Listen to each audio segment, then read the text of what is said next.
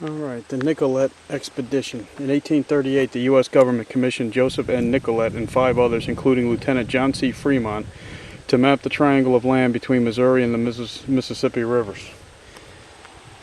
While at Pipestone, Nicollet wrote, "Toward 10 o'clock, Fremont, Flandin, and I go on horseback into the valley to study its physical and geological character.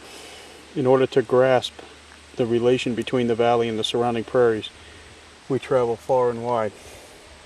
After exploring this rock ledge, he recorded, "This admirable hill awaits the poet and the painter who should visit it when the last rays of the setting sun are falling upon it."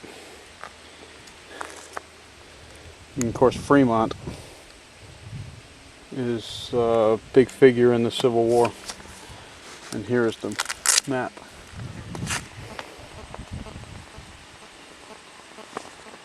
And I guess he left an inscription. Joseph Nicollet, a gifted mathematician and scientist, led the first U.S. government expedition to the Pipestone quarries in 1838. On this rock ledge, the explorers chiseled Nicollet's name and their initials before continuing their map-making journey on July 6th. Okay, and that says, towards 1:30 we finally arrive in the valley of the famous red stone, which is sought after by all the tribes of the north and northwest for making pipes. When not prevented by war, they come to this place on a yearly pilgrimage to quarry it. And that says the initials on the rock stand for the 6 expedition members: Joseph Nicollet, John C. Fremont, Charles Geyer, Joseph LaFramboise, J. Eugene Flandin, and James Renville. And there's a little plaque on the plaque, the Nicollet Expedition of 1838. And there,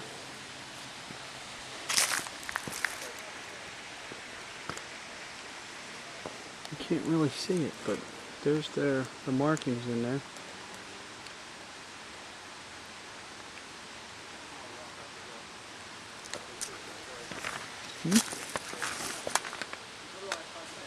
There you go. It's the top of the formation from down there. Alright, this is number 7 and 8. Let's see if we can go back here to number 7. There's initials on that rock. The initials on this rock were laboriously chiseled by the members of the Nicollet Expedition of 1838, the first United States government exploration party to visit the Pipestone quarries.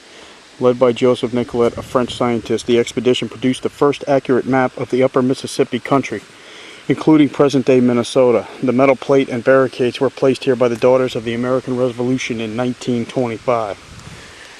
Okay.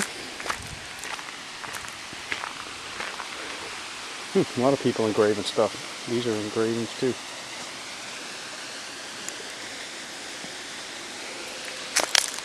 There's the other one. Alright. And here's Leaping Rock. Leaping Rock. Leaping Rock. Old stone face. The earliest explorers, such as Catlin and Nicollet, had their curiosity aroused when they saw arrows stuck in the crack atop Leaping Rock. They learned from Indians that traditionally a young warrior, to prove his valor, leaped this chasm and placed an arrow in the crack.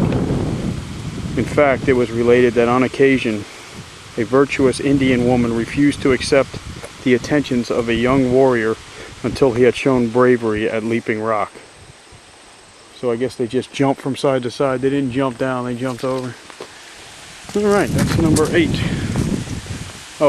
The ledge to the left of Leaping Rock Chasm is Inscription Rock.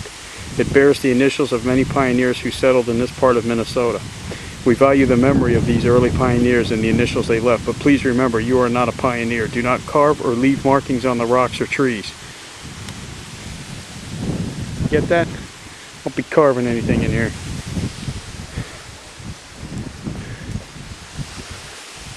Oh, look at this.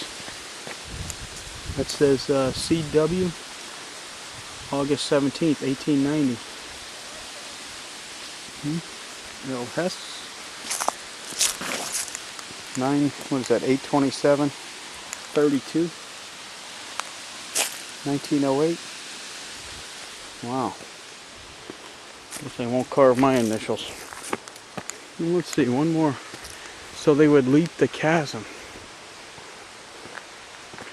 And that fence down there is where the inscription from Fremont and them. Pretty cool.